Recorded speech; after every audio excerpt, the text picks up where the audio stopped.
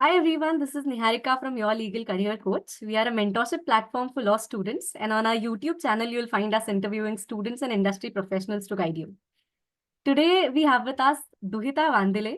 To quickly introduce her, Duhita recently graduated from National University of Singapore with a master's in law specializing in international arbitration and dispute resolution. She graduated from ILS Law College, Pune, and pursued her post-graduation diploma in alternate dispute resolution from NALSAR University of Hyderabad. In this session, she will guide us and talk about her journey of LLM from NUS. Welcome, Duhita. I request you to please introduce yourself to our audience, after which we can begin with the session. Over to you. Yes. Hello, everyone. My name is Duhita Wandile, and as she mentioned, I recently completed my master's from the National University of Singapore, specializing in international arbitration. Prior to beginning my master's, I worked in Pune in a chamber specializing in civil litigation and commercial arbitration after I completed my graduation from ILS Law College in Pune itself. Great. So after your graduation from ILS Pune, you worked as an associate for a year in a core litigation setting and then opted for an LLM. So what was the rationale behind taking that decision, behind taking that 1 year break before the master's? So I decided to work before applying for my master's program because I wanted to gain practical experience in the field. Having work experience in dispute resolution would provide one with a valuable real-world context that enhances understanding of theoretical concepts during your studies. This experience not only helps in applying what you learn more effectively, but also strengthens your application by showcasing relevant skills and accomplishments. It allows you to make a more informed decision about your specialization and how a master's degree can best support your future career goals. Additionally, earning a salary or some income before starting the program really helps in saving money, which is crucial for covering tuition fees and living expenses. Also, while I worked for a year before pursuing my master's, I would really recommend aspiring applicants to consider working for at least 2 to 3 years. This extended experience can provide a deeper insights into the field and better prepare you for the academic challenges ahead. So what was the key factors that led you choose NUS for your LLM? And did you have any other colleges in mind, or was NUS your only preference? So I will like to answer the second part of the question first. Yes, NUS was the only university I had applied to. To begin with, during my law school, I was quite inclined towards corporate law and I have pursued multiple internships in the same. But during my final year, I had an inclined interest towards dispute resolution, which is why I pursued another internship in the same. And after working in litigation and arbitration for a year, I realized that there is a concentrated push towards arbitration in India and globally. And this was one of the reasons I decided to learn more about the practices of international arbitration in India and how the practices take place globally. Of course, NUS Law stands out as a top international law school and it has a very strong global ranking. So this was my primary reason to choose the particular university. While going through my options for universities, I also considered the modules that were offered. So, for example, investment law is something that I had not studied or worked in before. And when I went through the university's website, I realized that they offer very interesting investment law and investment arbitration modules. I also went through their website where I saw the professors that will be teaching. Therefore, I Googled and did my research on those professors, and I realized that they are not only academic scholars, but they are also successful practitioners in their field. Our faculty included scholars from across the globe. So I had professors teaching from USA, Europe, Australia, etc. I believed that such an approach, such an international approach, and having professors from all over the world would give me an understanding of how law is approached in different countries while being situated in just one country. And finally, Singapore also is a major business hub. As we know, it has been a leading international arbitration city. So they have numerous events and conferences that are held monthly, which offered a great way to expand my network. Of course, while choosing the university, I also connected with a few alumni of NUS or of ILS to understand more about the university. So I think this is another approach that I would suggest to aspiring applicants, is to not only do your own research on the internet, but also to reach out to alumni of NUS and ILS, or I'm sorry, of NUS and your other universities.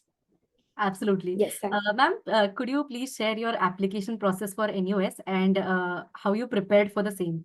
Also, if you could tell us about any challenges that you must have faced during your application procedure and how you handled them. Okay, sure. So the application for the NUS law program is simple and straightforward. You will need primarily an SOP, which is a statement of purpose, and two academic references compulsorily. You can request any professor who has taught you to issue a letter of recommendation. I approached two of my professors that I had a good rapport with, not necessarily someone teaching me ADR. They were literally teaching me labor laws and property laws and intellectual property rights, and I think that is completely fine. It is more about whether the professor knows you well and whether you have a good rapport with them, where they can outline your potential as a student.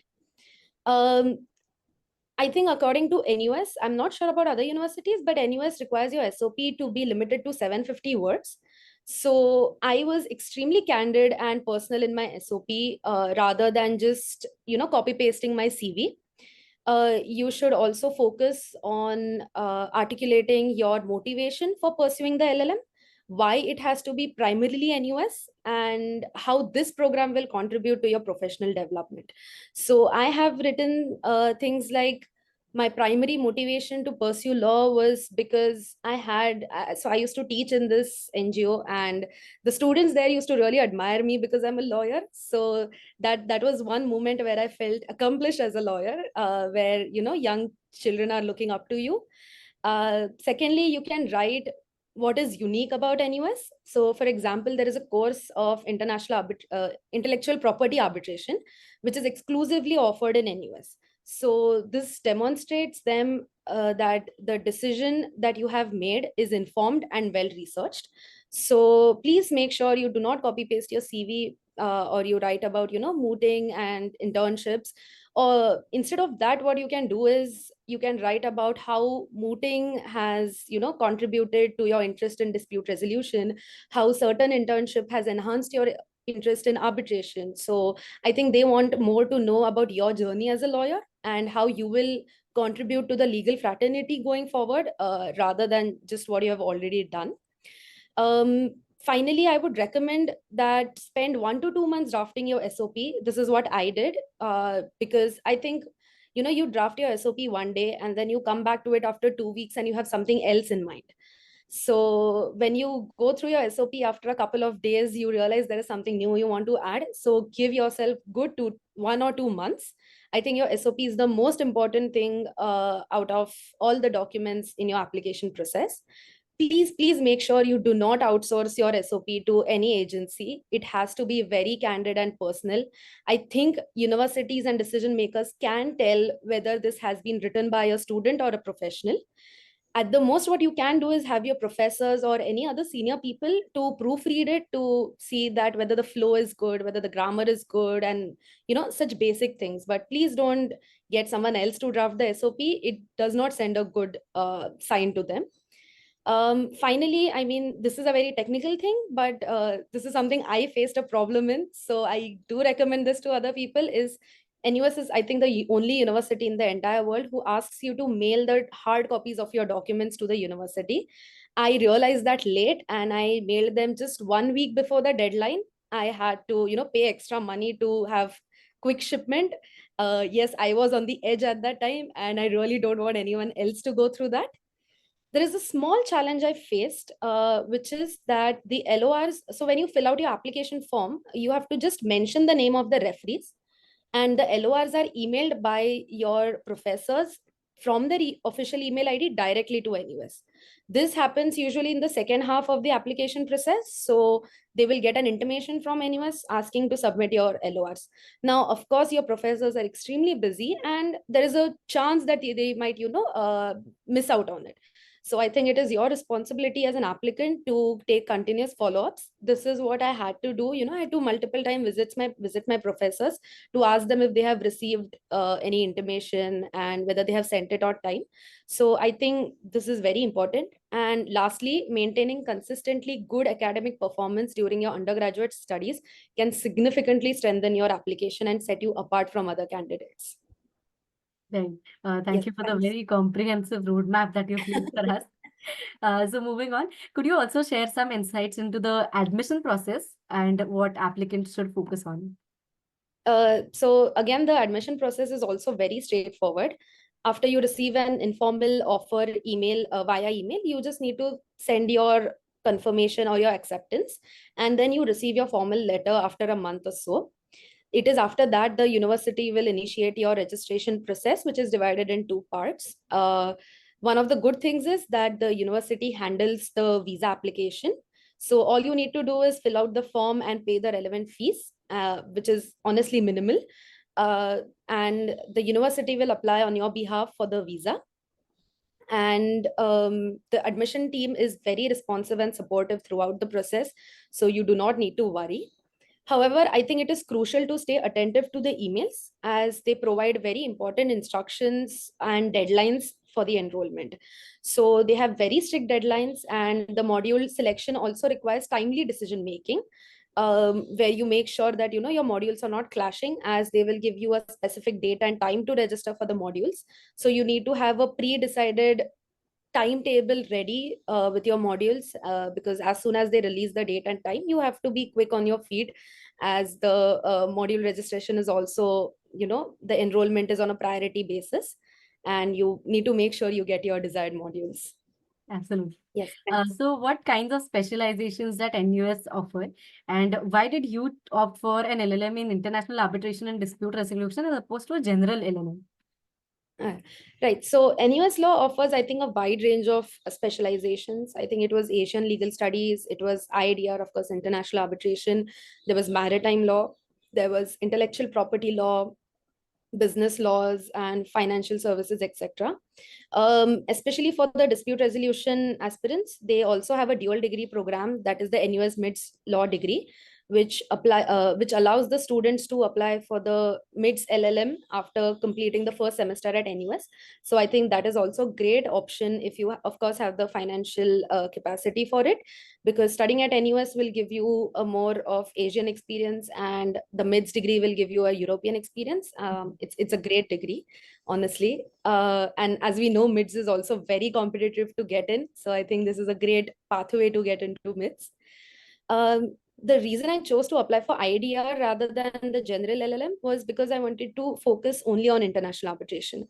The IDR program offers specialized modules that actually aligned with my career aspirations.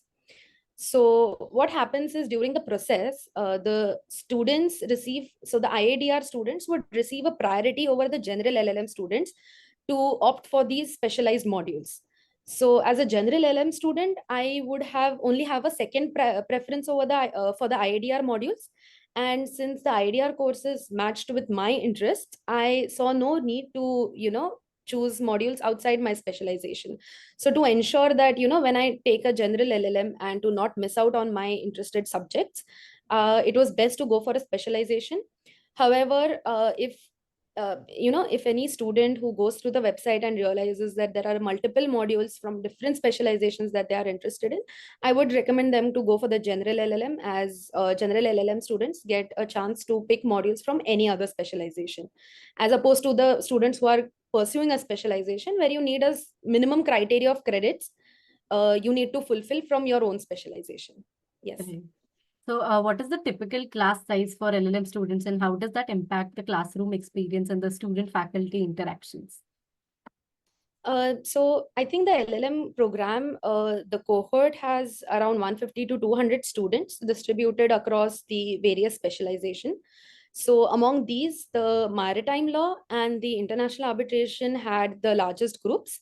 And specifically for my class, I think we had around 35 to 40 students, which was actually very good. These small classes really enhanced our learning. And with a smaller group, I had an opportunity to have more meaningful interactions between the students. I had classmates from, let's say, China. One was from Thailand. I had from the Europe, Russia, etc. So I think that was a great way to interact with my other fellow classmates.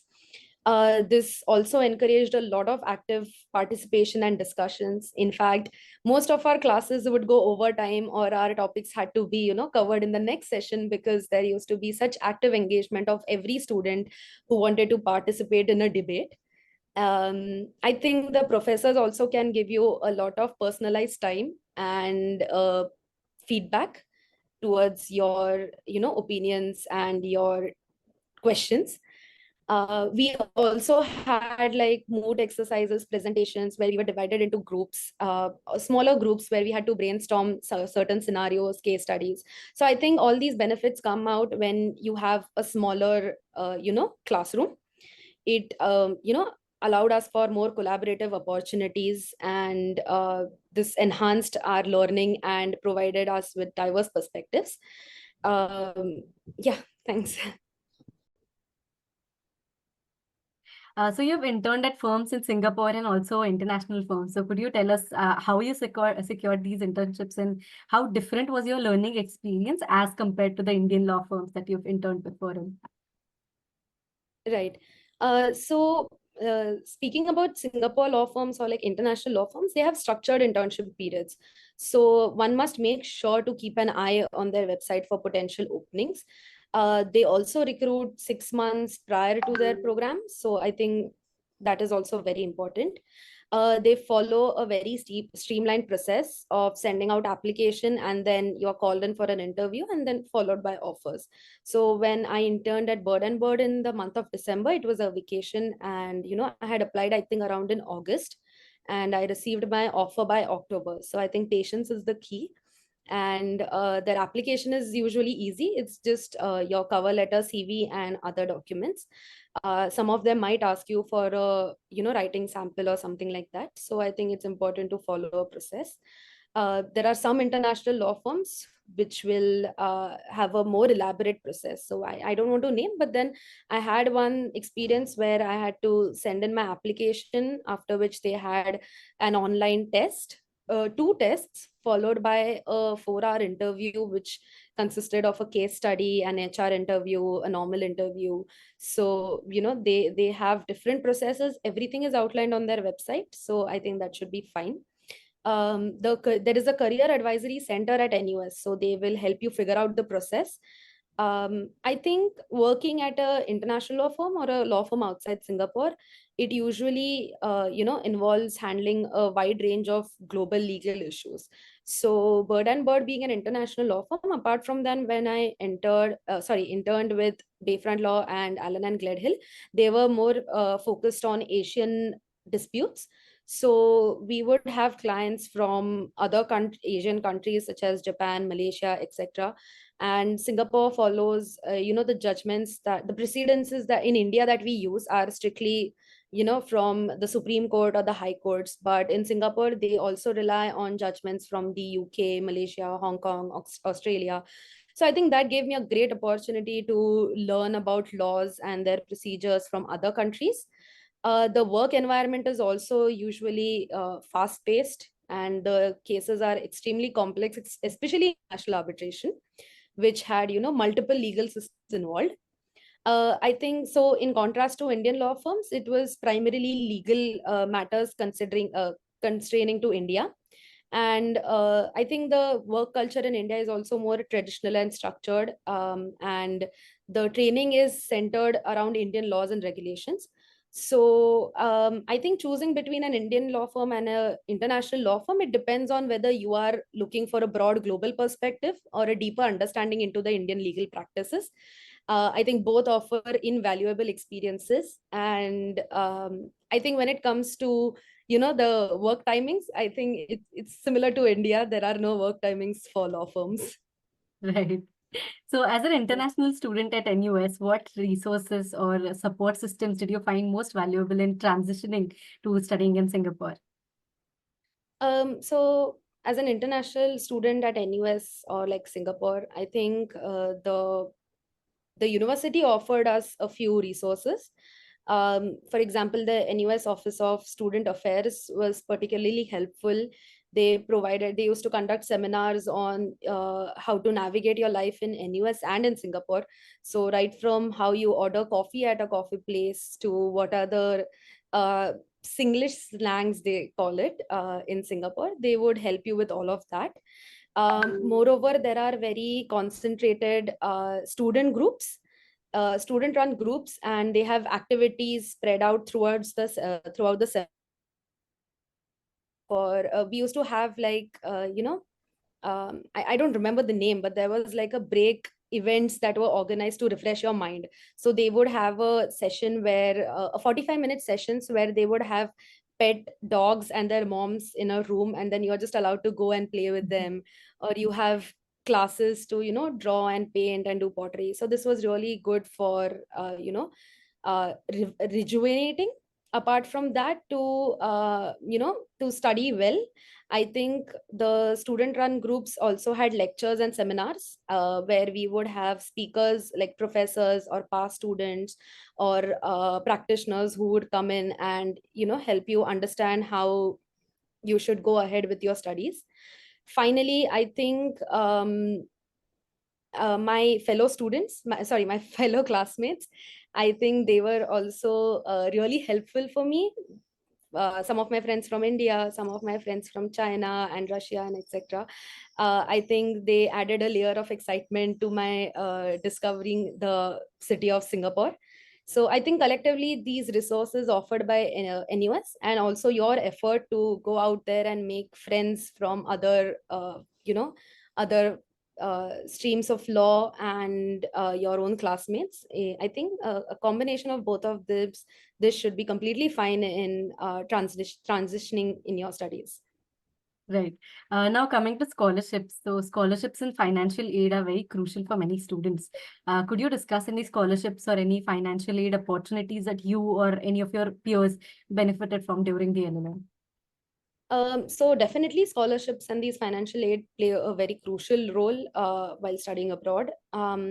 During my research, I discovered that NUS offers NUS graduate scholarship, or the NUS Faculty of Law, NUS Law Faculty Scholarship, which helps cover the tuition fees. I unfortunately did not get any scholarships, but I have a classmate who did secure one. Apart from that, I think there are several Indian foundations. I think that is the Tata Trust, the Shahu Jain Trust, the Rajiv Gandhi Foundation. They also offer you multiple scholarships for your higher education. Again, as I mentioned, I did not receive any scholarships, but what I have heard from my classmates, there are some government scholarships that are available to students from certain specific states. And I think it is important to do your own research of which scholarship is better tailored to you. It is worth noting that studying in Singapore is quite expensive, and since the acceptance rate at NUS is highly competitive, the number of scholarships that are available is also limited. So therefore it is essential to plan your finances carefully and ensure you have a financial cushion. This preparation will help you manage the costs associated with studying in an expensive city like Singapore. Right. Could you share your plans for your post-LLM career journey and how NUS is supporting for your job search? So after completing my LLM, I plan on working in a dynamic and a robust team focused on dispute resolution, which could be in litigation, arbitration, international arbitration, mediation, etc. I am very interested in working with like-minded colleagues in a team where I can gain knowledge and experience in the field from my seniors. NUS has been supportive in this career development process. So even if the university does not offer any direct placements, they have organized career fairs. So they would invite law firms to, come meet the students. So you can go meet associates, senior associates, partners, and you can discuss about any potential or current job openings. in the same. It is important to note, especially for Indian students, that if you want to work in Singapore, it is essential that you are qualified in Singapore. And if not, they would, be interested in hiring you as a foreign lawyer. So it is important that you navigate those options. Additionally, there are numerous events and talks throughout the year where students can network with practitioners in the field, and they would come up and they would give a talk on various issues in international arbitration. You can go meet them and discuss about these things. Specifically for the IADR program, we had tea sessions as well. So our directors would call upon NUS alumni or other practitioners in the field. They can be associates, senior associates, partners, tribunal secretaries, etc. So you again get a chance to meet them, connect with them, and then I would suggest that, after you meet someone, you simply drop an email to them to meet you for a coffee. I think that's a great way to go ahead with you know creating a special a personal bond with them. Finally, NUS also, as I mentioned, they have a career advisory center. So you can book appointments with the career advisors who would assist you in exploring your options. They would also help you in tailoring your CVs, your cover letters, and also prepare you for your interviews. So I think this has been a great support offered by NUS to us, because it's very important to understand how a CV and a cover letter is tailored to international standards, because we are very used to the Indian standards. Right. So I think that was also a great opportunity. So lastly, based on your journey and experiences, what advice would you offer to current aspirants? I think my primary advice would be to be very clear about what you want to pursue, and to make sure that the university aligns with your goals. So, as I mentioned, I wanted to practice purely in dispute resolution and international arbitration, primarily focused on India. So we have we have clients from all over the world. The cross-border trade has increased, so clients are investing in India. They're dealing with Indian trade. So I have been interested in, advising foreign clients with their investments and their disputes in India, as I am specialized in Indian law, of course. So this was something that met with my interests in, dispute resolution when I applied to NUS. So I think gaining this clarity on your career direction is often best achieved through work experience. Hence, I mentioned earlier that before you pursue any masters, let it be NUS or anywhere else, it is important to gain some work experience so that you realize where your interests lie, which field you want to work in. As I mentioned, I wanted to do corporate law, and then I shifted to dispute resolution. So I think in the initial stages of your career, of course, these transitions keep happening. So this will help you understand your interests, the work experience, and what you will want to learn more. And so I can give you an example of how work experience can help. Is we had a course on investment law, which was quite theoretical, and as it was completely new to me, I really enjoyed learning something new, of course. But on the other hand, there were modules like strategies to Asian disputes. So they were related to, how a counsel should strategize their dispute and advise their clients, in their process. So I think it was easier to navigate that module with prior work experience, which helped me demonstrate the benefit of combining both my theoretical and practical knowledge.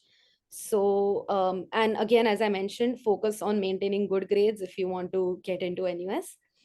And I think make the most out of your time at the university, attend events and conferences, choose modules that are new areas of law for you, meet practitioners, go for internships, and of course, don't forget to enjoy your time here in Singapore. It's a beautiful city. There is plenty to explore, and it is surrounded by countries such as Indonesia, Malaysia, and Thailand. So make sure you, have vacations in these regions.